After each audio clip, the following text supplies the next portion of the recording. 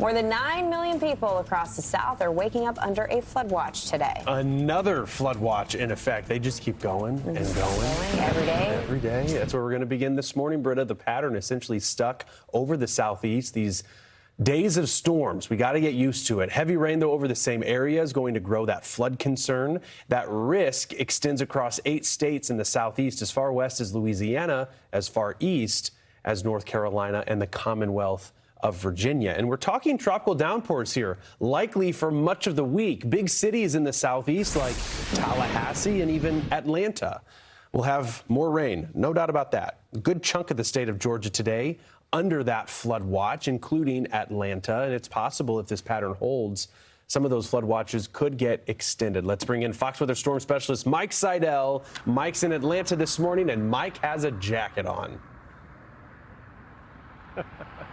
And it's not because it's raining, because it hasn't been raining here all morning. In fact, it's kind of hit and miss here in the Atlanta metro area this morning. It's because of the temperatures. Yes, I could get by without the jacket, but yeah, there's a little chill in the air for a short sleeve polo shirt, so I put the jacket on, and I killed 2 birds with 1 stone in case we get a few raindrops. Temperatures this morning in the mid-60s, the average lows in the low 70s, so we're below average there, but the real story has been the afternoon highs. Let me show you the records. And this graphic really gives you an idea of how cool it's been. Now, these are all record low maxes. Greenville, Spartanburg, excuse me, Atlanta 69, Athens 67. And keep in mind, these highs from yesterday are average highs for late October and early November. So we're generally about 2.5 to 3 months ahead of the game, but it felt awfully nice, and it gives you a chance to turn off the air conditioning, or at least not have to use it as much, just get some of the moisture out of the inside of your house, but not have to run it all day long, because typically here, our highs the next couple of days, the last few days, should be in the low 90s. We're out at Braves Stadium, Truist Park. The Braves are home for a series, starting off with the Brewers the next couple of days, 7:15 first pitch tonight. Cloudy skies, temperatures in the low 70s, so a very comfortable game as long as we can keep the showers away. Now I want to show you what it looked like. This is my time lapse from my house yesterday, and this is what happens when you have a wind off the Atlantic, east and northeast, hitting the mountains and coming down I-85, what we call a damming setup or a wedge. These kind of setups are crucial in the winter because we wonder about ice or no ice, whether the temperature is going to be 32 or warmer. Now, you think about it, the wind coming off the ocean is fairly mild right now. The water temperature, for instance, in Myrtle Beach is 80. So you got to figure some of this air came down from New England and the Northeast, some of the lower dew point air, the drier air, and that's why we're able to get temperatures with highs in the 60s and low 70s, even though the water temperatures from Cape Hatteras south are above 80 degrees. Let's talk about the future, and the future means some more rainfall. I know there's a flood watch out here for the Atlanta area until 8 o'clock tonight. I just don't think there's going to be many issues based on the radar and based on the forecast radar.